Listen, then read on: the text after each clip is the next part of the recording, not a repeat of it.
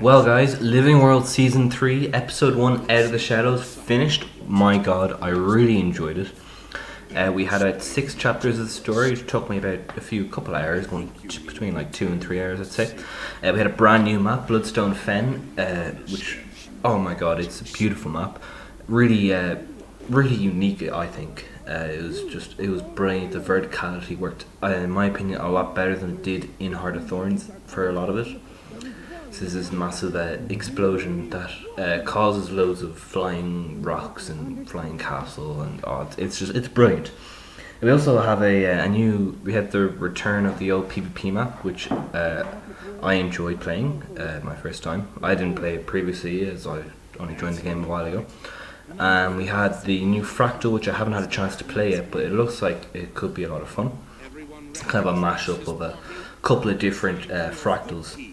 So now the story, I'm just going to kind of do a synopsis, I suppose would be the word, what happened in this story and where I think we're going from episode 2 all the way into DLC 2, not DLC 3. That's a while away. Anyway, so the story follows directly on from Heart of Thorns.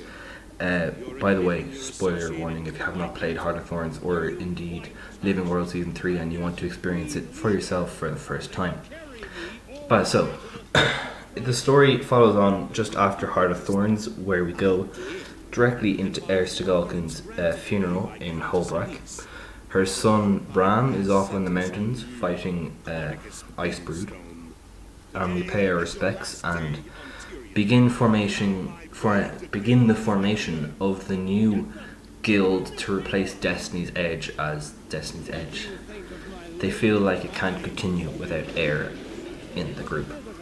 So the team named Dragon's Watch is what won the vote, and so Rox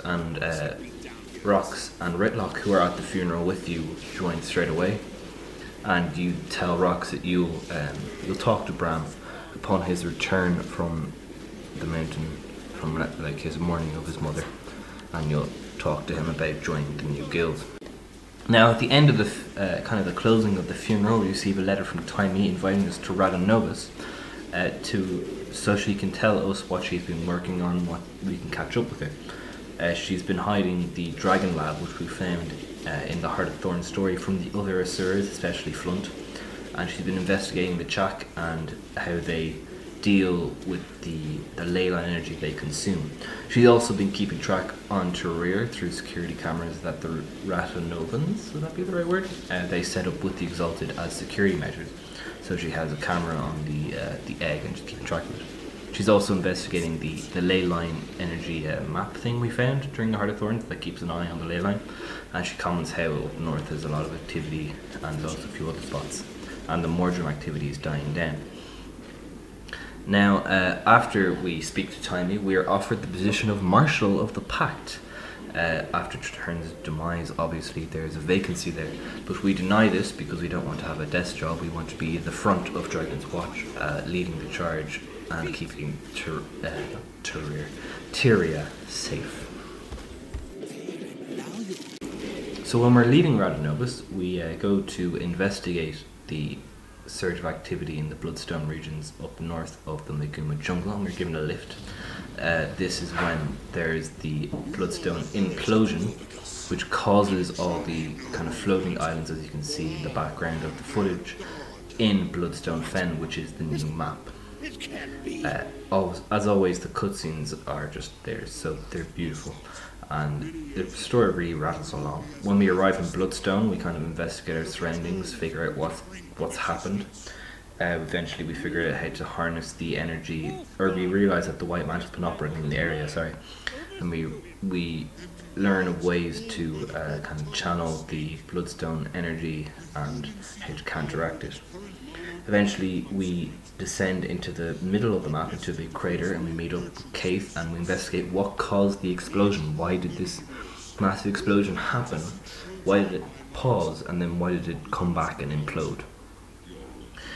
Once we discover this, I don't want to spoil too much by the way, so we discover that something the White Mantle were behind it, and someone caused it to stop. And we believe that it is Caudicus who, Canuck, who was with us, or who was with us in Riding Noah's and went on to go to Bloodstone Fen.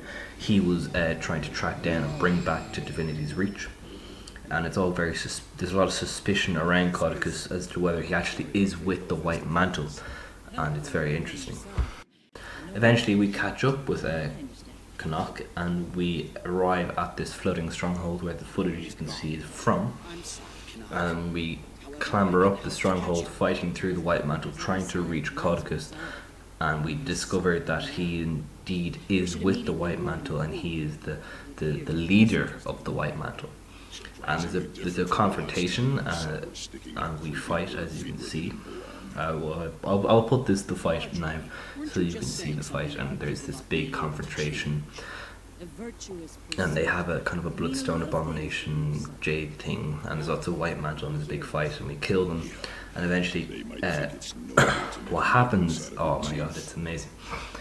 At the end of the fight, the Mursaat appears, Lazarus, and he kills all the White Mantle, the heretics who are following Caudicus, and says that he'll hunt them down if they defy Lazarus, the Mursaat, and his wishes. And he also makes it clear that he doesn't really want to go after the Crichton monarchy. He's more focused on other means.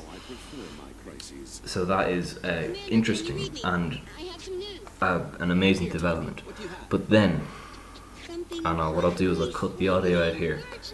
Timmy reveals a very important piece of information, and here it is. What is it? Primordis is active. Yes, that is right. Primordis is active. Oh my god. The amount of speculation onto which dragon, if it'll be 3 of the dragons, and then we'll deal with water guy, I think is Larry is the nickname, or we'll just ignore him completely. Oh my god, but it's Primordis. Primordis is active. So what does this mean for the future of Guild Wars? What does this mean for the rest of Living World Season 3 and for DLC 2? Well, there's a few ways this thing can go. I believe, obviously, we're not going to face Primordis in Living World Season 3, and we may not even face him in DLC 2. We could, another dragon could swoop in and become more of a threat, or we could, the Mursaat, Lazarus, could become more of a threat, even though he did say that he's different intentions. What are his other intentions? But if it is Primordis, if he is the next jungle dragon, there are a few ways it can go. Firstly, obviously in Guild Wars 2, the most active place for destroyers is Mount Maelstrom. So we have the Mega Destroyer, who's a world boss, and we have a large activity of destroyers around the volcano and in the tunnels. And also the heart of the destroyer is there too.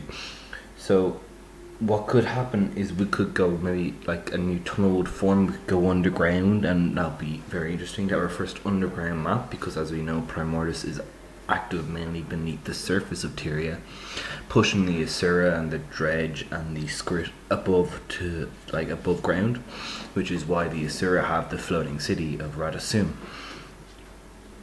But it mightn't be just Mount Maelstrom. As we know, there's one there's one location we could go. We could go to the Ring of Fire. Okay, so it suits very well. It's fiery, it's rocky. Ring of Fire, Prime Destroyers are rocky and fiery. It makes sense. It'd be very awesome to see. I believe we went there in Guild Wars 1, which I have not played myself, but I do want to play it. So I'm not sure if Primordis was active there. All I know from Guild Wars 1 about Primordis is that we saw him in the very final cutscene. Just his eyes awakening at the end of Guild Wars 1, and now finally, 150 years later, I think it is, in-game, where he's finally properly active. He is now a threat that needs to be dealt with. Now, we could also go to the Ring of Fire, which is over south of Maguma nowadays. It looks slightly different to what it did in Guild Wars 1, I believe, and that is because of the Orion crisis. But it doesn't have to stop there. That doesn't have to be only where we go. You know, Primordus and his destroyers, they're the reason the Asura had to leave the ground and are now in Radasum. So what if we go in Living World Season 3 to the old Asuran city? We could see the origins of the Asura, their old city, the wreckage of it that remains would be around here, as you can see, be somewhere underneath Radasum, I'm imagining. And that would be so cool. That'd be really interesting. But it doesn't have to stop there. We could also go to Keswick's Hills. So over in Keswick's Hills, this is where the Tengu live. That kind of area. As we know, the Tengu are being plagued by the destroyers. There's a little surge of activity right at their gates in Keswick's Hills, where we have the event, see the Dominion Killing Zone. We have this event here. It spawns every now and then with the Destroyer Fissure. And there's a large activity of destroyers right here by the gate. Where they could go with this, there's so many different ways, and I'm so hyped to see where it does go, what it eventually ends up being, and I just can't wait for Living World Season 3 Episode 2. I don't know how often they're going to be. I've heard rumours that it'd be bi-monthly, so every other month, which would be, you know, I'd love if it was, like, I know it's not going to be weekly, or sorry, bi-weekly, because that was a lot of stress for the team, but even monthly would be amazing. I suppose bi-monthly would be really cool too. You know, we've waited, what, almost about 9 months since the last PvE story content, so not including raids, which are the main story content we've been getting since Heart of Thorns launch. But yeah, I really, Arena Net are doing a great job with Guild Wars 2. You know, like it started off, the story wise, it was alright. And then we got Living World 1 and 2, and they're getting just better and better, and Heart of Thorns was slightly better than Living World 2, sorry. And now Living World Season 3, we've only had one episode, but my god, it's been fantastic.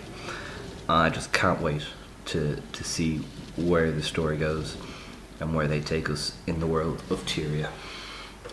So thank you very much for watching this video. I hope you enjoyed my theorizing and my little review. If you did enjoy, please leave a like and subscribe, it helps a lot. And yeah, I shall see you in the next video. Thank you very much for watching, and yeah, take care, good night, good morning, depending on what time it is for you.